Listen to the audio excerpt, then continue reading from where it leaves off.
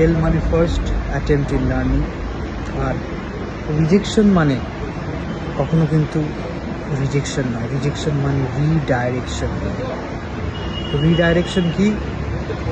কখনো যদি কোনো কাজে কেউ ফেল করে যায়, কখনো যদি কোনো কাজে কেউ ব্যর্থ হয়, আমরা অনেকেই ভেঙে পড়ি, ইস একটা সুযোগ পেয়েছিলাম,